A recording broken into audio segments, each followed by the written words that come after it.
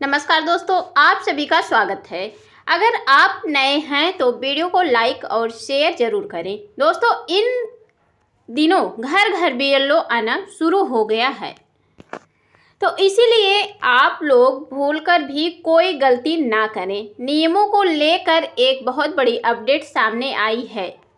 वो अपडेट यह है जो पूरे भारत के लोगों के लिए बेहद ज़रूरी है, चाहे बच्चा हो या युवा हो या बुजुर्ग हो। यह जानकारी सभी के लिए बहुत महत्वपूर्ण है, क्योंकि अगर आपने नियमों का पालन नहीं किया तो आगे चलकर आपको दिक्कत हो सकती है। इसीलिए आप सभी का सावधान रहने की ज़रूरत है और आपने ज़रूरी दस्तावेज तैयार रखने चाहिए। अब मैं आपको एक एक करके पूरी जानकारी बताऊंगी, तो वीडियो को बिल्कुल भी स्किप मत करना, पूरा बने रहना वीडियो को अंत तक। नागरिकता के नियम। भारत में नागरिकता के नियम सीनियर सिटीजनशिप एक्ट 1955 के तहत तय होते हैं। जन्म के आधार पर नागरिकता 3 कैटेगरी में आती है। 1 जुलाई 1987 से पहले जन्म आपको किसी भी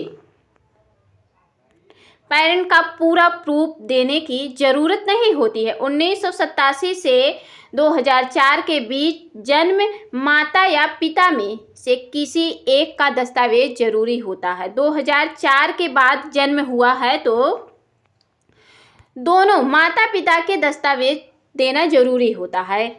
एनआरसी की सच्चाई क्या है, अब जान लेते हैं। एनआरसी की सच्चाई क्या है। अभी तक पूरे भारत में एनआरसी लागू नहीं हुआ है, या सिर्फ असम में लागू किया गया था।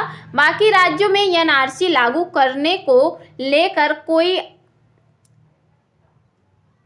आधिकारिक घोषणा नहीं हुई है। SIR वेरिफिकेशन क्या है।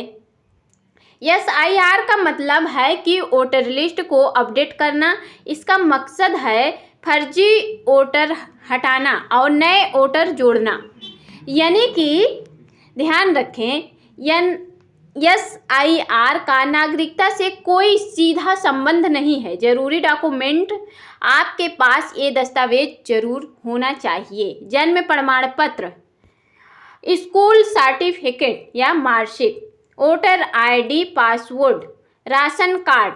हर प्रक्रिया में अलग अलग दस्तावेज मांगे जा सकते हैं। अगर डॉक्यूमेंट खो गए हैं तो घबराने की ज़रूरत नहीं है, आप एक कर सकते हैं। यानी कि डुप्लीकेट सर्टिफिकेट बनवा लें, स्कूल या नगर निगम से रिकॉर्ड निकलवा लें, कोर्ट से एफिडेविट बनवा लें। लेकिन ध्यान रखें, सिर्फ एफिडेविट से नागरिकता साबित नहीं होती है। जरूरी सावधानियां। सभी दस्तावेज में नाम एक जैसा होना चाहिए। यानी कि आपके जो दस्तावेज हैं सब में नाम, स्पेलिंग और अक्षर सब कुछ एक में मैच करना चाहिए। यानी कि कोई भी एक अक्षर एक मात्रा में गलती ना होना चाहिए। जन्म तिथि मैच होनी चाहिए। पुराने रिकॉर्ड संभाल कर रखें। गलत या अधूरी जानकारी बिल्कुल ना दें। सबसे ज़रूरी बात, सरकार आपकी नागरिकता अचानक नहीं छीन सकती है और हर जगह एनआरसी लागू नहीं हुआ है। इसीलिए किसी भी वायरल वीडियो पर भरोसा ना करें, सिर्फ आधिकारिक जानकारी पर ही विश्वास करें। BLO घर घर क्यों आ रहे हैं। अगर आपका नाम वोटर लिस्ट में नहीं है या फॉर्म में कोई गलती है तो BLO आपके घर आ सकते हैं। जो भी जानकारी मांगी जाए उसे सही दें। अंतिम सलाह यह है कि आपकी वोटर लिस्ट में नाम होना बहुत ज़रूरी है, क्योंकि सही आपका अधिकार है। इसीलिए जल्द से जल्द अपने सभी दस्तावेज तैयार रखें और अगर BLO आए तो पूरा सहयोग करें।